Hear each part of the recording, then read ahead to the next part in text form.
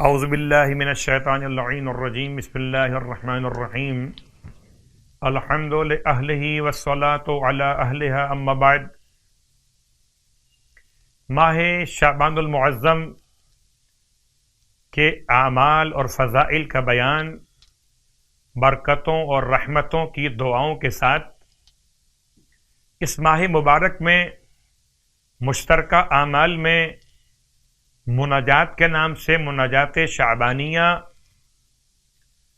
اور صلوات کے نام سے صلوات شعبانیہ۔ مناجات شعبانیہ مولائے کائنات علیہ الصلاۃ والسلام کی مناجات،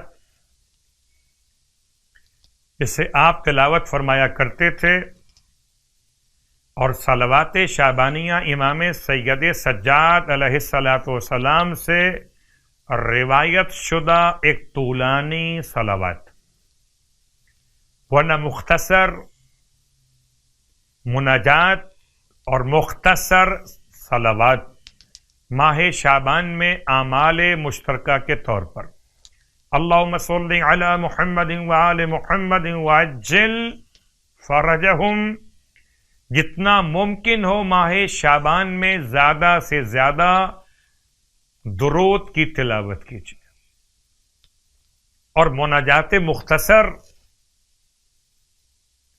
الہی کفا بعزن ان اکون لک عبدا وکفا بی فخرا ان تکون لی ربا، الہی انت کما احب فاجعلنی کما تحب، تلاوت کر سکتے۔ مناجات مختصر مولائے کائنات علی ابن ابی طالب علیہ الصلوۃ والسلام۔ ماہ شعبان کے مشترکہ اعمال میں اللہ کے حبیب کے فرمان کے عین مطابق کہ جو شخص ماہ شعبان میں 8 روزے مکمل کرے گا تو دنیا سے پیاسا نہیں جائے گا۔ اللہ اکبر! پیاس کیا ہے، اس کی تکلیف کیا ہوتی ہے؟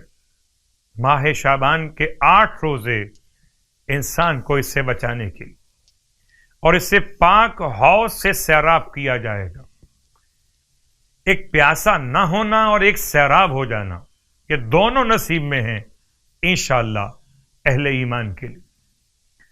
نماز کا مسئلہ، آج کی شب کی نماز رسول خدا صلی اللہ علیہ وآلہ وسلم ارشاد فرماتے ہیں کہ اگر کوئی انسان 8ویں شب ماہ شعبان میں 2 رکعت نماز بجا لائے، اس طرح سے کہ پہلی رکعت میں الحمد کے بعد آیہ آمن الرسول یعنی کہ سورہ بقرہ کی آیت نمبر 285 اور 286، یہ 2 آیتیں پڑھے 5 مرتبہ، اور سورہ توحید پڑھے 15 مرتبہ رکعت اول، اور رکعت دوم میں سورہ الحمد کے بعد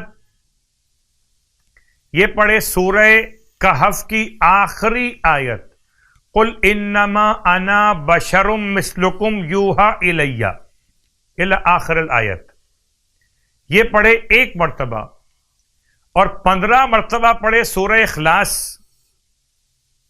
اور پھر نماز مکمل کر۔ تو پروردگار عالم اس کے اتنے گناہوں کو جو دریا کی جھاگ سے بھی زیادہ ہوں بخش دے گا۔